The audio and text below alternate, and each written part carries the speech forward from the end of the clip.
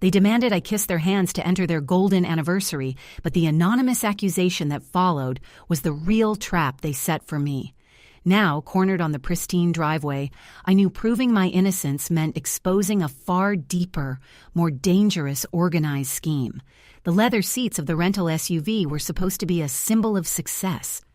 We were driving to my in-laws' 50th wedding anniversary, a golden milestone that my wife, Sarah, had been dreading as much as I had. My name is Alex, and until 2 years ago, I was just a guy from a working-class neighborhood across town. Sarah's family, however, belonged to a different stratosphere. They were legacy money, old money, the kind that whispers its superiority instead of shouting. Sarah and I had built a good life. I'd clawed my way up through sheer grit, finally launching my own small, successful software firm. But success, I learned, is subjective. To my parents, it meant a reliable mortgage and a future for the kids. To the Harringtons, it meant pedigree and proper connections. The drive was already tense. Sarah kept checking her phone, managing crises that apparently only she could solve. I was focused on the road, determined to keep my cool. I'd promised Sarah I wouldn't rise to the bait this time. I'd done so much research on their family history, their obscure European ties, their painfully curated antique collection, all to try and fit in. I even wore the hideous, expensive tie my father-in-law, Richard, had gifted me, the one that looked like a tapestry woven by a depressed duke. "Are you sure you remembered to polish your shoes, Alex?" Sarah asked, her voice tight. "Mother specifically mentioned that presentation matters this weekend. You know how critical she is about details." "They are polished, Sarah.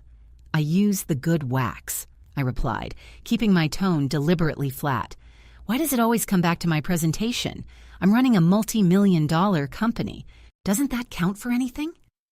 Sarah sighed, a sound that always signaled the start of an argument she didn't have the energy for.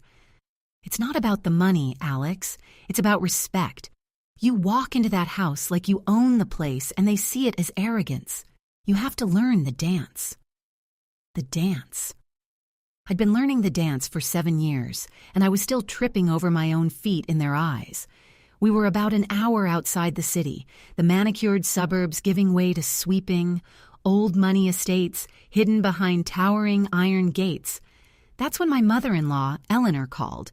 Sarah had insisted we keep her in the loop regarding our arrival time, a bizarre ritual of maternal oversight that still baffled me. Sarah answered on speakerphone, because of course she did. "Hi, Mother. We're about 40 minutes out. Traffic was manageable." Eleanor's voice cut through the speakers, precise, cool, and carrying the faint echo of someone who hadn't had to raise their voice since childhood. 40 minutes? Well, that's acceptable, I suppose. Is Alex driving? I trust he remembered the proper route and didn't attempt any shortcuts through those less desirable areas? I gripped the steering wheel tighter. "I know the way, Eleanor," I cut in before Sarah could smooth it over. "I've driven it for every Christmas and birthday for the last 5 years. There was a pause on the line, the silence thick enough to chew on. Then Eleanor delivered the blow, not with anger, but with the chilling calm of someone stating an undeniable fact of nature. "Alex, dear, I understand you come from a background where efficiency trumps elegance, but you must try to remember whose anniversary this is. This isn't just some barbecue in your old neighborhood. This is history. Richard and I have spent 50 years cultivating this legacy. You cannot simply arrive smelling of whatever it is that permeates your corner of the city." Sarah shot me a frantic, pleading look. I could feel the blood boiling in my neck. I almost pulled the car over. "Eleanor," I managed, my voice dangerously low, "I assure you I am impeccably clean." "Oh, I don't doubt your hygiene," she purred. "But hygiene is just the surface, isn't it? It's the essence, the way you carry yourself, the way you speak. We've tried so hard to welcome you, Alex. Truly, we have. But sometimes one can only polish cheap stones so much before the cracks show." Sarah quickly took the phone, her voice strained. "Mother, that's enough. We need to go. I'll talk to you later." As Sarah ended the call, she immediately turned on me, tears welling up. "Why did you have to engage her? You know she only does this when she's nervous about someone overshadowing the day." "Overshadow you?" Sarah, she insulted my very origin. She implied I'm inherently dirty, that my entire background is tainted. I spat the words out. And you're worried about my tone? Yes, I am worried about your tone because if you ruin this, Alex, if you cause a scene, it will affect our standing. It affects the foundation we are trying to build for the kids. We drove the next 30 minutes in near silence, the air thick with resentment. I could feel the weight of their judgment pressing down on me, the invisible ledger where my supposed shortcomings were tallied against their flawless existence. We pulled up the long, sweeping driveway to their estate. It was vast, intimidating, and perfectly symmetrical. The valet, a young man who probably attended the same prep school as Sarah's brother, opened my door with exaggerated formality. As I stepped out onto the pristine gravel, trying to channel my best, respectful, ambitious son-in-law persona, Eleanor was already waiting on the grand portico, flanked by Richard. She was a vision in cream linen, radiating judgment. She didn't move toward us. She simply stood there, arms crossed, her eyes fixed not on Sarah, but solely on me. "Welcome," she said, her voice carrying perfectly in the quiet afternoon air. She then looked directly at my hands, the hands that had built my company, the hands that held my children. She didn't offer hers for a greeting or even an acknowledgement. Instead, she tilted her chin up, her eyes glittering with cold triumph, and uttered the words that shattered the fragile peace I'd held onto for the entire drive. "Alex," she drawled, loud enough for the valet to hear. "Before you track any more of that city grit onto my walkway, you will remember who you are standing in front of. Kiss my hands." The world seemed to tilt on its axis. The valet froze, his expression shifting from neutral professionalism to wide-eyed horror. Sarah made a small, strangled sound of pure panic behind me. I felt a wave of white-hot humiliation crash over me, so intense it almost physically knocked me back. Kiss her hands. As if I were some medieval supplicant begging for clemency, or perhaps as if I were one of the hired help she treated with more dignity than she afforded me. For a split second, my carefully constructed composure, the one I'd rehearsed in the car, crumbled entirely. My first instinct was primal, to turn around, walk back to the SUV, and drive until I hit the ocean. My second instinct, the one honed by years of needing to survive in their orbit, was to deliver a retort so devastating it would finally silence her contempt forever. But then I saw Sarah. Her face was ashen, her lips trembling. She wasn't angry at her mother. She was terrified of what I might do. Ruining the anniversary wasn't just about etiquette. In their world, it was about burning bridges that held financial safety nets, reputation, and the respect of powerful associates who might be attending this milestone celebration. I looked at Eleanor's outstretched hands, perfectly manicured, utterly devoid of warmth. They were emblems of the life I wasn't born into, the one I was perpetually trying to earn the right to share. I took a deep, ragged breath, the air tasting metallic. I looked past her, past the imposing stone facade of the house, and tried to find the core of my own resolve. I had spent years proving I wasn't a stereotype. I wasn't going to let one entitled woman force me into a caricature of subservience. But I couldn't afford an explosion. Not today. Not when the local councilman, a key figure in the zoning permissions for my next big project, was rumored to be attending. Slowly, deliberately, I smoothed down my expensive, hideous tie. I forced my lips into a semblance of a polite, utterly empty smile. "Eleanor," I said, my voice surprisingly steady, though edged with a dangerous, unfamiliar flatness. I walked forward, ignoring the strained sound Sarah made, urging caution. I didn't bow, I didn't genuflect. I simply walked to the edge of the portico where she stood, a conqueror standing on the threshold of a besieged fortress. I didn't reach for her hands. Instead, I stopped directly in front of her, close enough that she had to look up slightly to meet my eyes. I leaned in, my voice dropping to a tone that only she and perhaps the valet could catch. A conspiratorial whisper that carried far more weight than a shouted insult. "Eleanor," I repeated, keeping the smile locked in place. "It's an honor to be here for this momentous occasion. However, I believe you have confused me with someone else. I am not here to beg for acceptance. I am here as Sarah's husband and as a man who generates substantial revenue streams in this very city you deem beneath you." I paused, letting that sink in. Her composure flickered for the first time, her eyebrows twitching slightly. "You asked me to kiss your hands. In my world, Eleanor, when someone makes such an extravagant demand of another person, especially one who brings tangible value to the table, it usually means they are deeply insecure and desperately clinging to outdated formalities." I paused again, leaning in just another inch, my eyes boring into hers. "But I understand the sentiment. You want deference. You want to see the roots you despise made visible. Fine." I straightened up, taking a deliberate step back to reestablish my own physical space. I bowed slightly at the waist, a gesture of respect for the house, not the woman. "I will not kiss your hands, Eleanor," I stated clearly, "but I will absolutely ensure that every single person of consequence attending this celebration today knows exactly who is signing the checks for the charity gala next month. And trust me, my signature is far more influential than a gesture performed on your porch." I straightened up fully, the mask of anger replaced by something far more chilling, ruthless strategic calculation. "Now, if you are quite finished performing for the help, Sarah and I would like to come inside.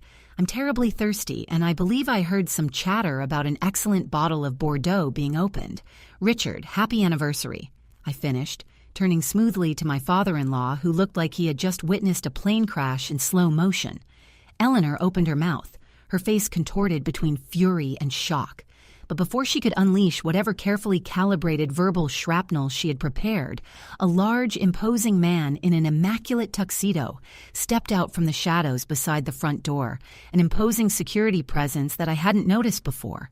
He moved directly toward us, his gaze fixed on me. He didn't look like a caterer or a regular guest. He moved with a controlled severity that instantly made the air crackle with threat. "Mr. Harrington's guests are inside," the man stated, his voice deep and carrying a hard, unfamiliar accent. He gestured toward the interior of the house, but his eyes never left mine. "However, there has been an unexpected development regarding your arrival, Alex." I felt a cold knot tighten in my stomach. "What development?" The imposing man's gaze shifted briefly to Eleanor, then back to me, cold and assessing. "We received an anonymous tip regarding your personal history, specifically concerning some past business dealings involving a network of individuals who are currently the focus of a very serious, high-level internal investigation regarding large-scale fraud and extortion." He paused, letting the gravity of his words settle over the stunned silence of the portico. "They mentioned you by name, and they claimed you had detailed information about their entire operation." My mind raced. Fraud? Extortion? I dealt in software, data management. My only brushes with anything illicit were the occasional client trying to skirt taxes. "That is absurd," I managed, my voice catching. "I run a legitimate tech company. I have no idea what you're talking about." The security man simply nodded as if expecting that denial. "Perhaps. But until we can confirm that, Mr. Harrington's staff has been instructed to prevent you from entering the premises. You are effectively detained here on the driveway, pending clarification regarding this potential accusation of involvement in a serious financial network." He stepped closer, blocking the doorway entirely. "And for your own protection, under the shadow of this Tashkoe Obvinenia, I strongly advise you not to move." The word "detained" hung in the air like poison gas. My initial shock morphed into a furious clarity. Eleanor, the smug perpetrator of the initial humiliation, now stood behind the security detail, a thin, victorious smile playing on her lips. She hadn't just been trying to wound me, she'd orchestrated a trap. "You see, Alex," Eleanor said, her voice now dripping with false sympathy, "I told you that your background carries baggage. It seems I was right to be concerned about who you've associated with." Sarah rushed forward, forgetting entirely about her mother, her eyes wide with terror directed at me. "Alex, no, this is insane. Who would call them? Who would say this?" I didn't look at Sarah. I focused entirely on the imposing security man, whose name I realized I didn't even know. He radiated authority, the kind that bypasses local police and cuts straight to the top. A private, very expensive muscle, hired by Richard Harrington, no doubt to maintain the integrity of his 50th anniversary party. Internal investigation? I repeated, my voice low and dangerously controlled. What internal investigation? Who is conducting it? I demand to know the source of this tip. The security man remained unmoved. The source is confidential, but the nature of the allegations is severe. They suggest connections to an organized scheme involving international wire fraud. Until the Harringtons' own investigators can clear your name, you cannot come inside. It would compromise the event. Compromise the event. It was always about the optics. I finally turned my head toward Eleanor. The mask of fear and frustration vanished, replaced by the cold, hard realization of what I was truly facing. This wasn't just a fight about manners or class.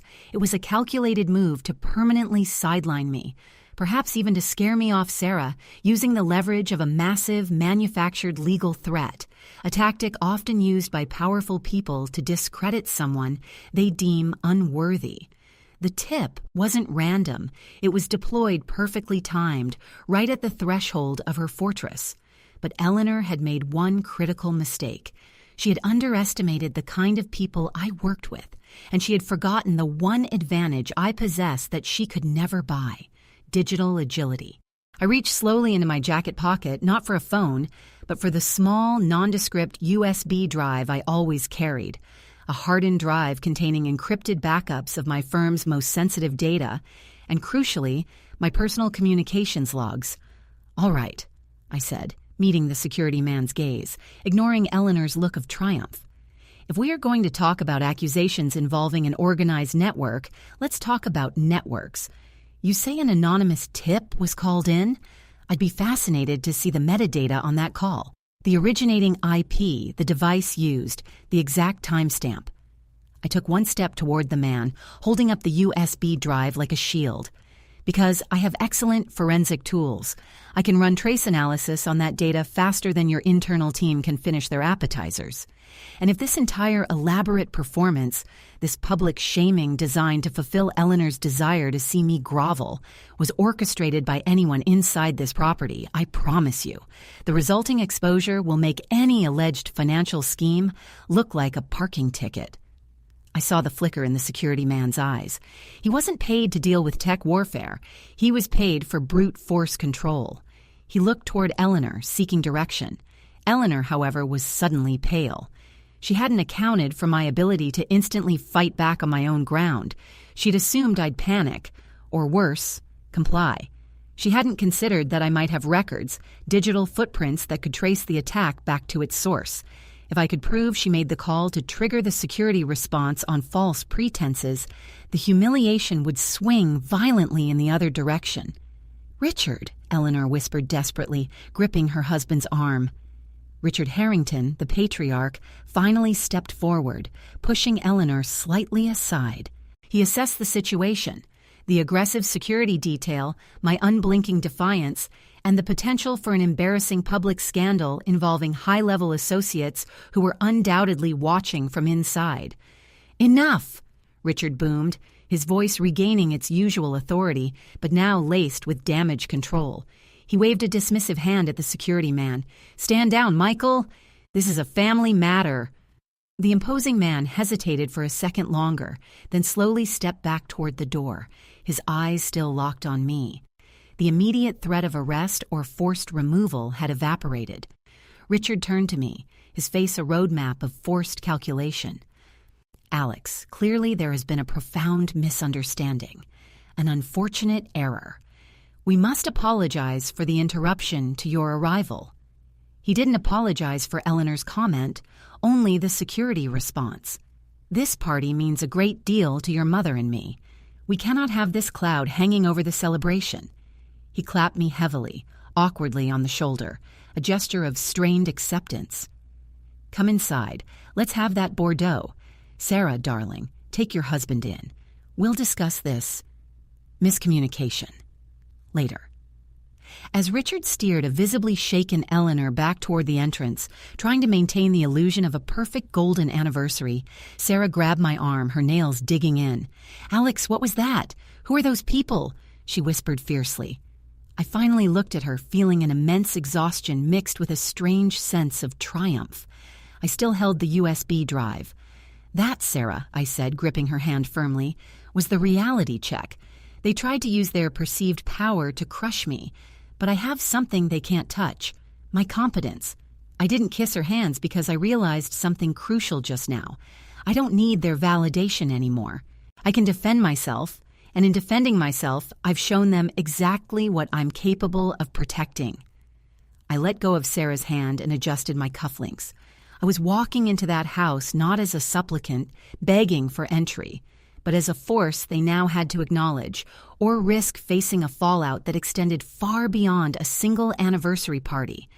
The fight wasn't over, but for the first time, I was dictating the terms of engagement. I stepped across the threshold, leaving the gravel and the shadow of Eleanor's command behind me. The anniversary had just gotten infinitely more interesting.